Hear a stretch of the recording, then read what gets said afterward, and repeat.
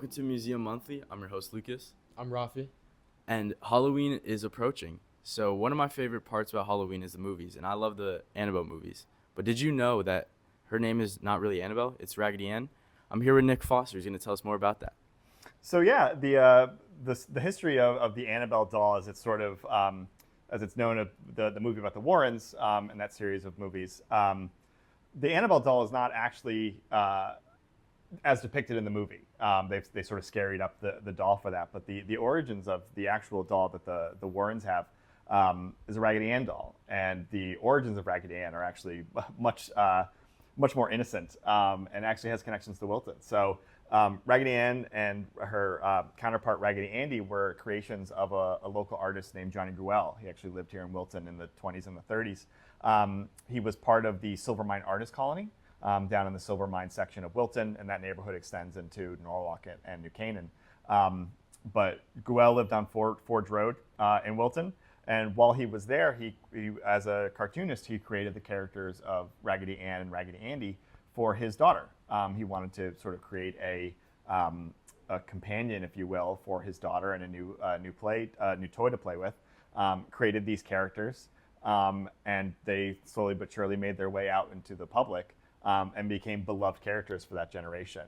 And dolls and storybooks, later movies, were all created around this character. So the dolls were sort of everywhere. I can't tell you how many people come into the museum from a certain generation that have Raggedy Andy and Raggedy Ann dolls that they want to donate. But because of sort of where there were so many of them out there, and our sort of fascination with the idea of a possessed doll, naturally one of them, in the eyes of the Warren, and if you're a believer in the supernatural, believed that one of the Raggedy Ann dolls was possessed, and it became the Annabelle doll that was famous for the Warrens here in Connecticut. And has since spawned off a whole series of movies and other lore surrounding it. But the origins of it were very innocent. It was essentially a father trying to create something for his daughter to play with, and created a very cute, very simple character that would get into, sort of timeless and innocent adventures as a way to create a space for his daughter. So it's now, obviously, we have to shake the perception a little bit. People come into the museum and see our Raggedy Ann dolls and immediately assume Annabelle, and we get a chance to sort of correct the story, or at least fill out the story and talk about sort of the origins of it. But really it comes down to an artist who lived in Wilton, part of a group of many artists who lived in Wilton during the first half of the 20th century, just wanting to create something for people to enjoy. And it became a canvas for other artists, other filmmakers to sort of to work on. So when did the Raggedy Ann doll officially become known as the Annabelle doll, and how did that happen? I'm not entirely sure. I know the Warrens' popularity took off, much later into the 20th century, and with the movies like The Conjuring, A Haunting in Connecticut, all the Warren movies. I think that is when the perception changed. So really, in the last, when did those movies come out? About 15 years ago. Mm-hmm.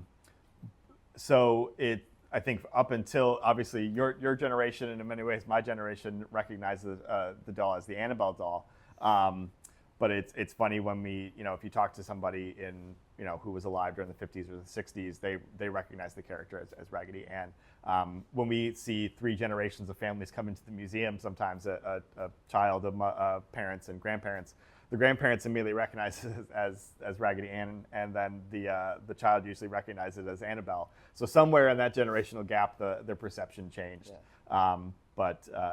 Yeah. So I think it's probably in the last 20 years or so that Annabelle has really been the name people immediately associate with the character. Well, thank you so much for coming and telling us more about Raggedy Ann. Yeah, absolutely. Happy to be here.